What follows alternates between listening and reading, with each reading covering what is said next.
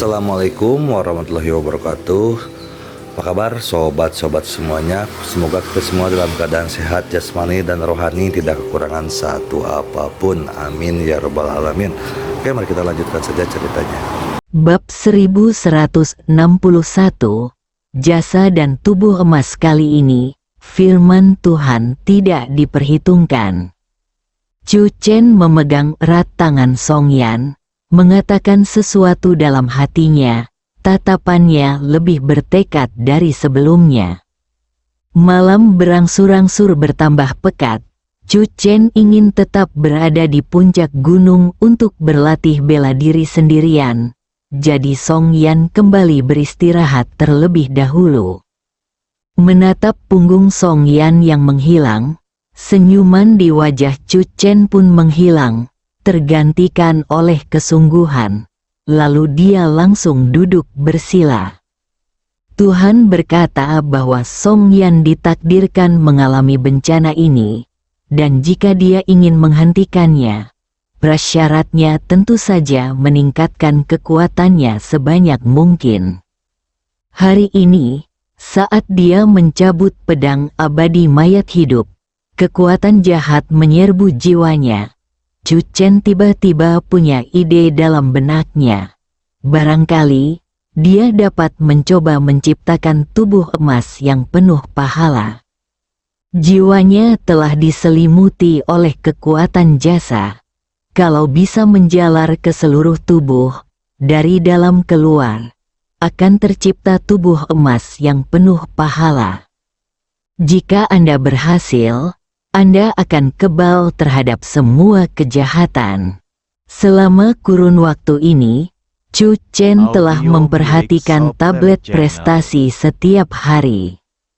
Kita mengumpulkan pahala setiap hari, khususnya pembentukan departemen Dewa Patroli dicatat dalam monumen jasa. Dan banyaknya nyawa yang diselamatkan secara tak terlihat juga merupakan proses pengumpulan jasa bagi Chu Chen. Chu Chen mengeluarkan tablet prestasi, dan cahaya keemasan mengalir melaluinya. Dengan mengaktifkan kekuatan magis jasa, Chu Chen mengendalikan pecahan cahaya keemasan, yang perlahan-lahan meninggalkan jiwanya dan menyebar menuju 8 meridian luar biasa di tubuhnya. Ia beredar sekali, 2 kali, dan 3 kali. Jasa Chu Chen pada mulanya tidak banyak, dan hanya mampu menutupi jiwanya saja. Jangankan melebar, malah makin meregang. Namun, Chu Chen terkejut dan senang saat mengetahui bahwa tampaknya ada harapan untuk menciptakan tubuh emas berisi pahala. Cahaya terfragmentasi dari tubuh emas mengalir dan menembus organ-organ internal dan 8 meridian luar biasa, yang juga menyerap kekuatan jasad dan mengalami sedikit perubahan. Suatu malam telah berlalu, ketika sinar matahari pertama jatuh di puncak Gunung Su dan lautan awan bergulung di bawahnya, Chu Chen perlahan membuka matanya. Malam ini tidak dihabiskan dengan sia-sia. Chu Chen menemukan jalannya sendiri menuju tubuh emas. Setelah mencoba membiarkan kekuatan jasad merasuki seluruh tubuhnya, Chu Chen mulai mengumpulkan teknik dasar tubuh emas dan mulai menguraikan konstruksi teknik tubuh emas jasad. Setelah semalam menjelajah, Chu Chen sudah punya gambaran kasar di benaknya. Segalanya sudah siap, hanya saja kekurangannya. Selama kebaikannya lengkap, dia dapat menciptakan tubuh emas kebaikannya sendiri. Melihat matahari terbit di depannya, yang secara bertahap memancarkan cahaya terang, hati Chu Chen juga dipenuhi dengan harapan. Apa-apaan itu yang dikatakan Tuhan, itulah yang dikatakan Tuhan kepada mereka yang tidak memiliki kemampuan. Setiap orang memiliki takdir, Ada yang bilang kalau itu sudah takdir karena mereka tidak mau lepas dari zona nyaman dan menjalani hidup yang penuh kompromi. Beberapa orang tidak takut badai dan menjadi lebih berani saat menghadapi lebih banyak kemunduran hingga mereka mencapai puncak. Orang-orang akan berkata bahwa mereka beruntung. Namun, hanya sedikit orang yang tahu bahwa mereka sebenarnya mengubah nasib mereka melawan kehendak surga. Kali ini, Chu Chen ingin mengubah nasib Song Yan. Chu Chen memeriksa perlengkapannya. Sebuah monumen berjasa beratnya lebih dari 10.000 pon, dan beratnya bertambah setiap hari. Potensinya tak terbatas. Hancurkan Tianbei, 3 serangan di tingkat alam kesengsaraan. Namun dengan pemahamannya tentang alam prajurit, Chu Chen belajar dari para prajurit kuno bahwa alam kesengsaraan juga dibagi menjadi 1 hingga 9 kesengsaraan. Chu Chen tidak tahu kesengsaraan mana yang setara dengan kekuatan serangan cangkang surga penghancur. Tetapi ini adalah kartu truf penyelamat hidupnya. Sekarang, bagi Chu Chen, itu adalah kartu truf untuk melindungi Song Yan dan mengubah nasibnya. Pedang abadi King Yun dan pedang abadi mayat hidup. Pedang abadi King Yun dapat dikendalikan dan kuat, sedangkan pedang abadi mayat hidup tidak dapat dikendalikan dan tak terduga. Jimat Tianzu, panggil monyet senior. Chu Chen tiba-tiba teringat sikap senior Ling Hou terhadap Song Yan, dan dia memutuskan untuk memberikan jimat Tianzu kepada Song Yan. Lagi pula, dia tidak bisa berada di sisi Song Yan sepanjang waktu. Jika Song Yan kebetulan mengalami bencana saat mereka berpisah, jimat Tianzu mungkin dapat menentukan hidup atau mati Song Yan. Bagi para pendekar biasa, akan menjadi sebuah kesempatan besar jika mereka bisa mendapatkan salah satu benda ini di tangan Chu Chen. Namun bagi Chu Chen, ini masih jauh dari cukup. Meskipun dunia luar menyebut Chu Chen sebagai manusia terkuat di dunia, Chu Chen sendiri tahu bahwa kecepatan ia dalam membentuk tubuh emasnya akan lebih lambat daripada banyak prajurit kuno. Yang lain harus menelusuri kembali langkah mereka untuk menjadi tubuh emas. Tetapi dia harus memulai dari awal dan mengumpulkan pengetahuan. Terlepas dari apapun, Chu Chen yakin bahwa Jenderal Heng Dao dan Dewa Merah pasti telah berhasil memasuki alam tubuh emas. Chu Chen dan istrinya tinggal di Gunung Su selama sebulan penuh. Selama periode ini, Chu Chen berlatih tanpa henti hari demi hari. Setelah berlatih sendiri, dia berlatih dengan Song Yan, dan setelah berlatih dengan Song Yan, dia berlatih sendiri. Kekuatan pahala terakumulasi setiap hari, dan tubuh emas pahala terkondensasi selangkah demi selangkah. Dunia luar, selama bulan ini, tidak ada hal besar yang terjadi, dan Chu Chen tidak perlu mengkhawatirkan masalah kecil apapun. Hal pertama yang dilakukan Chu Chen setiap hari saat ia mengangkat teleponnya adalah memeriksa postingan memancing yang diposting oleh paman keduanya. Ketika Jiang Taigong memancing, mereka yang bersedia akan memakan umpannya. Ketika Chu Ersu memancing, tidak ada kekhawatiran di dunia. Aneh. Mengapa paman kedua saya belum memposting di WeChat Moments? Chu Chen berkata pada dirinya sendiri, lalu mengangkat kepalanya dan melihat ke depan. Di bawah pohon tempat pedang disembunyikan, tinggallah 2 peri berpakaian putih, 1 besar dan 1 kecil. Peri Song sedang menghunus teknik pedang gadis Yue, dan peri Nanan juga memegang pedang kayu. mempelajarinya dengan sangat baik. Sekilas, mereka tampak seperti dua peri, besar dan kecil, yang sedang menari dengan anggun. Chu Chen memperhatikan Nanan. Dia harus mengakui bahwa bakat Nanan dalam seni bela diri memang sangat bagus, dan dia jauh lebih mampu menanggung kesulitan daripada anak-anak biasa. Hanya dalam 1 bulan, Nanan tidak hanya mempelajari ilmu pedang dasar, tetapi juga menguasai metode dasar Kimen yang diajarkan Chu Chen padanya. Nanan telah resmi memulai perjalanannya sebagai seorang pejuang. Ketika para peri, besar dan kecil, berhenti untuk beristirahat, mereka berjalan menuju Chu Chen.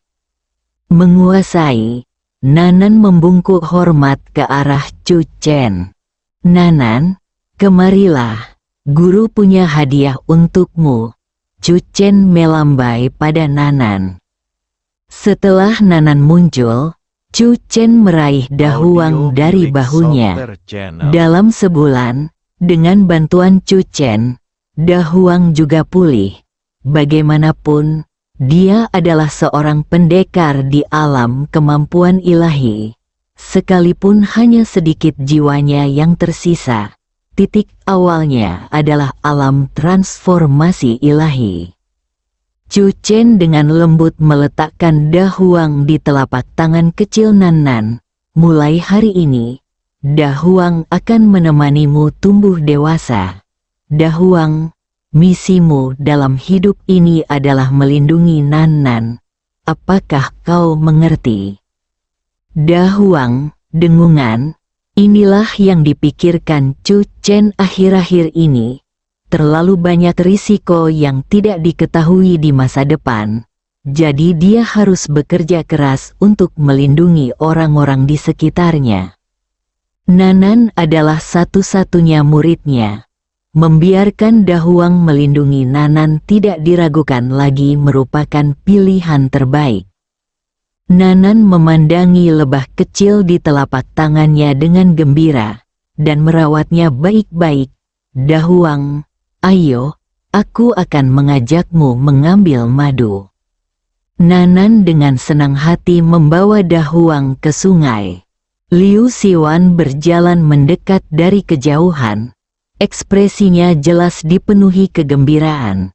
"Saya telah mengembangkan Yuan Shen Junior Brother di panggung pedang Susan. Hari ini, saya jelas merasakan bahwa Yuan Shen Junior Brother berfluktuasi.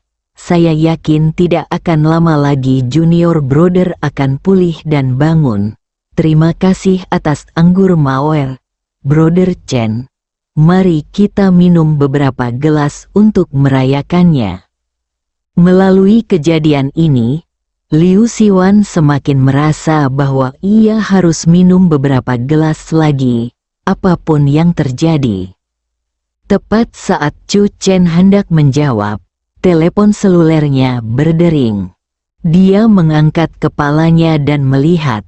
Chu Chen mengangkat bahu dan berkata, "Jika tidak ada hal yang tidak terduga terjadi, aku akan turun gunung hari ini." Bab 1162 Tanah Longsor. Aku tidak menerima telepon dari paman keduaku selama sebulan. Dia belum memperbarui momennya hari ini, dan Chu Chen punya firasat dalam hatinya. Benar saja, panggilan telepon itu segera datang. Chu Chen menjawab panggilan itu. Tadi malam, terjadi keruntuhan besar-besaran di puncak Tiyun di barat daya pegunungan Changbai. Diduga terjadi pertempuran antara para ahli bela diri kuno. Chu Kaiping langsung ke intinya. Anggota Dewa Patroli yang kukirim memasuki puncak Tiyun. Tetapi tidak ada pergerakan setelah masuk. Inti masalahnya adalah ada pilar cahaya misterius di lokasi terjadinya pertempuran dan gunung itu runtuh. Jadi, kurasa kau masih harus melakukan perjalanan ini. Semakin tenang, semakin banyak arus bawah yang bergejolak. Namun, Chu Chen tidak tahu bahwa tempat di mana kerusuhan itu terjadi lagi adalah Puncak Tiun, yang belum pernah dia kunjungi sebelumnya. Orang-orang yang tinggal di dekat Puncak Tiun telah diatur untuk dievakuasi. Beberapa orang mendengar auman binatang buas di tengah malam. Saya tidak tahu apakah itu adalah banteng Dewa 5 warna yang hilang. Chu Kaiping menambahkan. Kemunculan seekor banteng Dewa 5 warna yang diduga. Dalam situasi ini, tentu saja hanya Chu Chen yang bisa menyelesaikannya. Saya akan pergi sebentar lagi, Chu Chen berkata. Kirimkan saya informasi spesifiknya dan saya akan membacanya dalam perjalanan. Teleponnya ditutup. Chu Chen merentangkan tangannya tanpa daya. 100.000. Sepertinya lain kali kita hanya bisa minum. Runtuhnya Puncak Tiun diduga merupakan ulah banteng Dewa 5 warna. Aku harus sampai di sana secepatnya. Apakah kau mau ikut denganku? Tidak. Adik muda sedang dalam kondisi kritis sekarang. Aku harus mengawasinya dengan ketat. Liu Siwan menghela napas. Jiwanya tidak hanya tertidur, tetapi juga mabuk seperti diriku di awal. Aku harus menemukan cara untuk membangunkannya. Jika tidak, adik muda akan mabuk selama ribuan tahun. Chu Chen mengangguk. Juga, selama kurun waktu ini, aku juga telah menemukan urat-urat formasi pelindung gunung-gunung Sukuno. Aku berencana untuk menggunakan lembah pohon pedang tersembunyi sebagai inti untuk menciptakan lingkungan siaran langsung yang nyaman. Tidak, ini adalah lingkungan kultivasi. Jika terjadi bahaya, kita bisa berlindung di sini, kata Liu Siwan. Orang selalu tumbuh. Liu Siwan juga belajar bersiap menghadapi hari hujan. Chu Chen memanggil Nanan. Ada setangkai bunga tersangkut di rambut Nanan, dan di atas bunga itu, Dahuang berdiri dengan gagahnya. Tampaknya Dahuang juga sangat menyukai tuan kecil baru itu. Nanan, ucapkan selamat tinggal pada Paman Liu. Chu Chen berkata, kita akan turun gunung. Guru akan membawamu melihat dunia prajurit yang sebenarnya. Nanan melambaikan tangan kecilnya ke arah Liu Siwan. Selamat tinggal, Paman Liu. Selamat tinggal, Nanan. Liu Siwan menatap Nanan sambil tersenyum. Ingat teknik pedang yang diajarkan Paman Liu padamu. Nanan, ambillah pedang kayu yang diukir pamanmu untukmu. Nanan, datanglah ke Susan untuk menemui pamanmu saat kamu punya waktu. Melihat kedua orang dewasa dan seorang anak menghilang di kejauhan, Liu Siwan tampak agak murung, dengan perasaan kehilangan di hatinya. Tak lama kemudian, dia mengambil botol anggur dari pinggangnya dan menyesapnya. Rasa pedasnya membuat hidungnya tersumbat dan air mata menggenang di matanya. Sialan, Liu Jianxian kecil benar-benar merasa kasihan pada seorang anak. Liu Siwan berbaring di bawah pohon pedang tersembunyi dan mengingat kembali hari-hari yang dihabiskannya bersama putrinya selama sebulan terakhir. Dia memang anak baik yang membuat orang ingin mencintainya tanpa ragu. Song Yan menampilkan keterampilan mengendalikan pedang untuk pertama kalinya. Selama berada di Susan, Chu Chen juga mengajarkan Song Yan teknik menggunakan pedang setelah mendapatkan persetujuan Liu Siwan. Chu Chen membawa Nanan bersamanya. Awalnya, Nanan dengan gugup meraih tangan Chu Chen, tetapi lama-kelamaan, gadis kecil itu menjadi rileks dan ekspresinya tidak bisa menyembunyikan kegembiraannya. Sensasi terbang di langit sungguh luar biasa. Dari Susan ke Gunung Changbai, jaraknya lebih dari 2000 kilometer. Chu Chen, bersama Song Yan dan Nanan, tentu saja tidak akan memilih terbang langsung ke Gunung Changbai dengan pedangnya. Kali ini, tujuannya adalah bandara terdekat dengan Susan. Setelah tiba di pusat kota yang ramai, Chu Chen telah menghubungi cabang Biro Operasi Khusus Kota untuk mengatur kendaraan. Langsung ke bandara, dengan jalur hijau sepanjang jalan, Chu Chen dan istrinya membawa putri mereka dan menaiki pesawat khusus yang terbang ke Gunung Changbai. Nanan, apakah kamu pernah naik pesawat sebelumnya? Chu Chen memasang sabuk pengaman Nanan. Nanan langsung menggelengkan kepalanya. Nanan tidak. Kalau begitu, kamu harus ingat prosedur naik pesawat, supaya kamu tidak kehilangan ketenangan saat tiba di bandara sendirian di kemudian hari. Apa yang ingin diajarkan Chu Chen kepada Nanan bukan hanya seni bela diri kuno, tetapi juga kehidupan.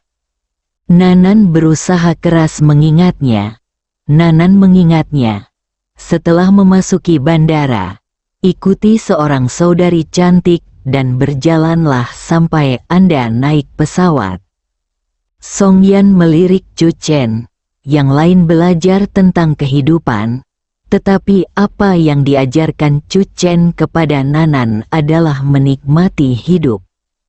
Kita juga tidak bisa begitu saja menduduki sumber daya publik. Chu Chen berkata, kita punya pesawat sendiri, jadi kita bisa naik pesawat sendiri.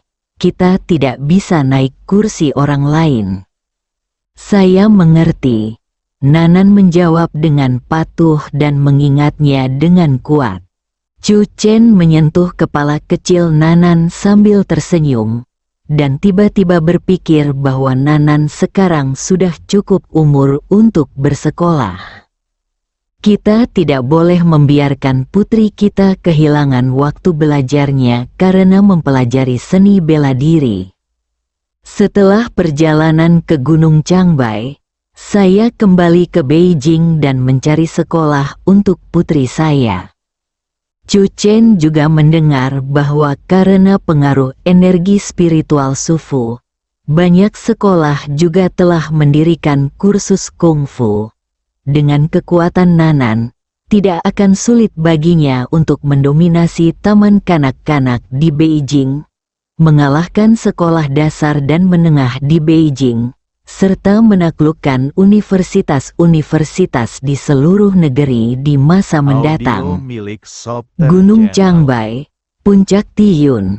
Sebelum kebangkitan energi spiritual, ketinggian Puncak Tiyun lebih dari 2.500 meter. Dengan bangkitnya energi spiritual, gunung, sungai, dan puncak di seluruh dunia telah berubah dalam berbagai tingkat. Menurut statistik, ketinggian Puncak Tiyun telah mencapai 3.000 meter.